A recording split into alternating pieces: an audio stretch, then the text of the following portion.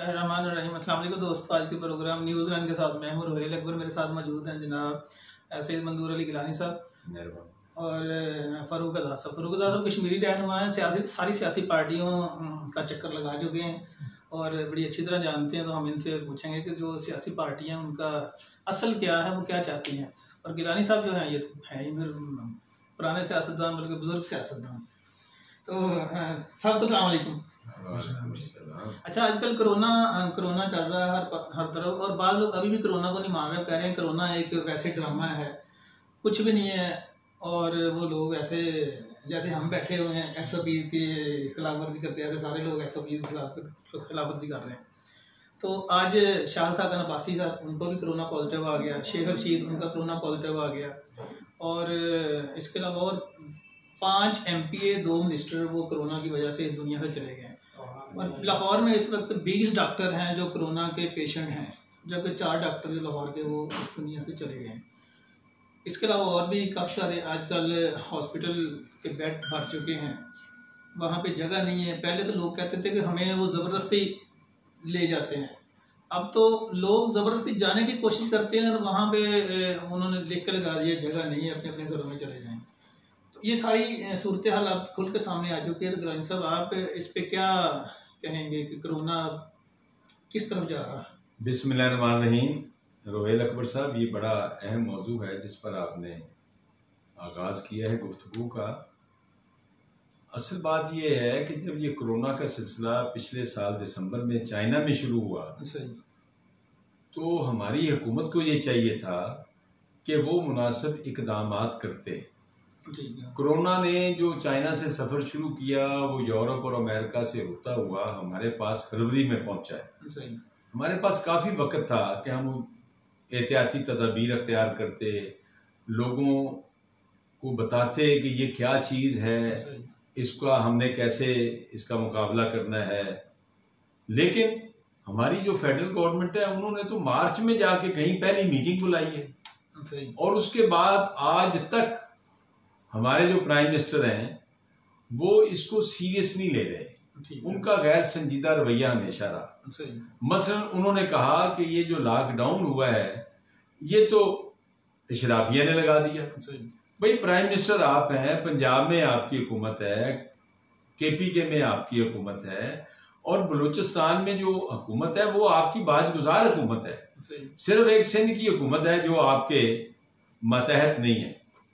तो तमाम जगह पे जो लॉकडाउन लगा, हत्ता कि इस्लामाबाद में भी लगा, तो वो प्राइम मिनिस्टर साहब उसको ओन ही नहीं कर रहे, जिसका नतीजा ये है कि अवाम की बहुत बड़ी तादाद जो थी उसमें ये बहस शुरू हो गई कि ये तो एक ड्रामा है, ये तो जनाब को आलमी साजिश है और पता नहीं क्या हो गया है, न्यू वर्ल्ड ऑर्डर आ रहा है। लेकिन जनाब हमारे जो डॉक्टर्स थे वो कराची से शुरू हुए। जब वहाँ उन्होंने प्रेस कॉन्फ्रेंस की तो PTI के लोगों ने ये कहा कि ये सिंध हुकूमत उनसे प्रेस कॉन्फ्रेंस करवा रही है। फिर लाहौर में हुआ तो फिर भी ये कौन करवा रहा है। फिर उन्होंने इस्लामाबाद में प्रेस कॉन्फ्रेंस की, फिर उन्होंने पेशावर में की, कोयटा में की। वो चीखते रहे, चिल्लाते रहे कि भाई आप क्या कर रहे हैं। और अभी कल की बात है, पंजाब मेडिकल एसोसिएशन जो है उन्होंने कल ये बताया है, बड़ी खौफनाक बात है, लोगों तक पहुंचती है या नहीं पहुंचती। मैंने खुद सुना कि उन्होंने कहा कि लाहौर में 35 लाख लोग हैं जी, बिल्कुल, जो इससे मुतासर हो चुके हैं। अब मुझे बताएं कि अगर 35 लाख को छोड़ भी दें, अगर 1 लाख भी हो तो अस्पताल बेचारे क्या करेंगे? हमारे हॉस्पिटल में तो कुछ भी नहीं हो सकता। तो ये बुनियादी चीज़ है कि हमें इससे खौफजदा नहीं होना चाहिए, क्योंकि अगर खौफजदा होंगे तो हमारा जो इम्यून सिस्टम है, जो कुव्वत मुदाफ़त है, वो ख़त्म हो जाती है और इसका मुकाबला कुव्वत मुदाफ़त से कर सकते हैं और एहतियाती तदाबीर अख्तियार करनी चाहिए। सियासत में अगर आपका इख्तलाफ भी है इमरान खान के साथ, वो अपनी जगह पे है, मैं भी उनका नकाद हूँ। हम तो खैर सारी हुकूमतों के नकाद ही रहे हैं सारी ज़िंदगी। लेकिन मैं एक बात कहता हूँ कि अगर हुकूमत जो भी एहतियाती तदाबीर कहती है वो सबको अख्तियार करनी चाहिए। और ये कोरोना जाने वाला नहीं है अभी। नहीं, अभी नहीं जाने वाला। तो फ़ारूक साहब, आप कश्मीरी रहनुमा हैं, सारी सियासी जमातों को देख चुके हैं, आज़ाद कश्मीर की सियासत को भी समझते हैं, पाकिस्तान की सियासत को भी समझते हैं।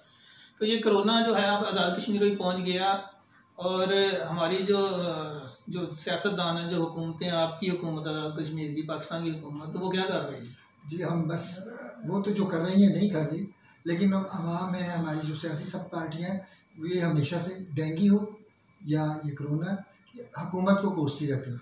खुद कोई एहतियाती कहीं पे भी नहीं है। ये जो मेजर्स हैं, हिफाजती मेजर्स हैं, SOPs हैं, कहीं अमल नहीं हो रहा। बिल्कुल आप चले जाएं कहीं भी आवाम में तो ये अमल ही नहीं हमने करना, तो फिर शायद फिर हुकूमत ने भी कहा कि जाओ मरते हो तो मरो।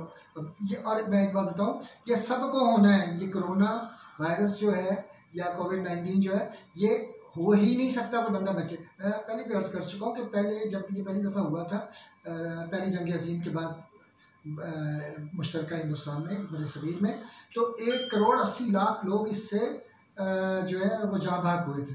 तो ये सबको होना है, मतलब किसी को होगा पता भी नहीं चलेगा, हुआ और उससे गुजर जाएगा। लेकिन आप अगर आप टेस्टिंग उसकी करा लेते हैं, उसकी किट्स आ जाती है, आप सब करा, तो मेरा ख्याल है कि 50-60% को तो आपको, या 30% दैन 30% दैन 30% होना ये सबको है। क्योंकि इस वबा से कैसे आप बचेंगे जब अब सोशल डिस्टेंस नहीं होगा। कुछ अगर हो भी जाएगा ना तो फिर ये ख़त्म जब तक नहीं होगा, जब तक कि इसका आखिरी मरीज़ भी जो है ना, देखिए आप पोलियो का वायरस होता है तो देखते हैं जी फला कोयटा में 2 मरीज़ निकल आए पोलियो के बच्चे जो हैं, या एक, तो जब तक बिल्कुल ख़त्म नहीं होगा तो उस वक्त तक ही आप इससे कोई हिफाजती मेजर्स यही है कि आप जितना अर्सा बच सकते हैं बचें। अब देखिए हुक्मरानों को हो रहा है, असम्बलियों के इजलास जो है वो होटलों में होने शुरू हो गए, तो इसको सीरियस नहीं लिया हमने, संजीदा नहीं है। बिल्कुल ये असम्बली का इजलास की वो फिर किसी दिन बात करेंगे कि वो इजलास असम्बली का जो है वो फ्लैटिस होटल में क्यों हुआ, किस वजह से हुआ, किसको नवाजने के लिए हुआ और कितने पैसों में वो हुआ, और अभी तक आज उसका दूसरा दिन था इजलास का, तो ये चलता अभी और चलेगा। तो देखते हैं ये क्या सूरत हाल है। तो गिलानी साहब, ये कल APC थी, पीपल पार्टी, जी, उसमें उन्होंने तकरीबन जितनी बड़ी बड़ी सियासी जमातें सबको बुलाया। तो ये जो उनकी APC थी वो किस मकसद क्या था उनकी APC का? देखें जी, उनका जो मुश्तरका एलामिया आया है ना, उसका उन्होंने कहा है कि जो NFC अवार्ड है, जो NFC इन्होंने बनाई है ना अभी सदर पाकिस्तान ने, उस पर उन्होंने अदम एतमाद का इजहार किया है। और उस पर मैं भी समझता हूँ कि जिस तरीके से उसको बनाया गया वो गलत है, क्योंकि PTI जो है उनका मौक़िफ़ ये है कि ये सदर पाकिस्तान ने गवर्नर जो हैं सूबों के, उनकी मुशावरत से NFC के मुख्तलिफ मेंबरान को नामजद करना है। सूबों में से एक बंदा जो नामजद होता है। लेकिन मैं समझता हूँ कि जैसे कि वफाकी हुकूमत का जो भी काम होता है वो सदर के नाम से होता है, लेकिन असल में वो काम तो करना होता है चीफ एग्जीक्यूटिव ने, और चीफ एग्जीक्यूटिव कौन है फेडरल गवर्नमेंट का? वो वज़ीर आज़म है। इसी तरह सूबों में जो चीफ एग्जीक्यूटिव होते हैं वो वहाँ के चीफ मिनिस्टर होते हैं। तो उस पर सूबा सरहद ने, सूबा जो सिंध है, उसके वज़ीर आला ने एक प्राइम मिनिस्टर को ख़त भी लिखा है, और आज तक प्राइम मिनिस्टर साहब को तौफीक नहीं हुई कि वो उस खत का जवाब दे सकें, इसलिए कि उन्होंने कहा कि भी आपने हमारे सूबे से रखना है तो सूबाई हुकूमत को पता ही नहीं है। ठीक है। इसी तरह उन्होंने बलूचिस्तान से जो बंदा रखा था जावेद जब्बार, वो PTI का सेक्रेटरी जनरल रहा है, और जब वो सेक्रेटरी जनरल था तो PTI को छोड़ के वो परवेज मुशर्रफ की काबीना का मिनिस्टर हो गया था। और मैंने खुद जावेद जब्बार का सुना, उसने कहा जी मैं तो वज़ीर आला बलूचिस्तान का शुक्रगुजार हूँ कि उन्होंने मुझे मेंबर बना दिया, लेकिन जब अवामी दबाव बढ़ा कि भाई बलूचिस्तान में कोई बंदा नहीं बलूचिस्तान की नुमाइंदगी कर सके, तुम तो कराची में रहते हो, तो उसके बाद वो दानिश्वर साहब जो हैं उनको अकल आई और उन्होंने इस्तीफा दे दिया।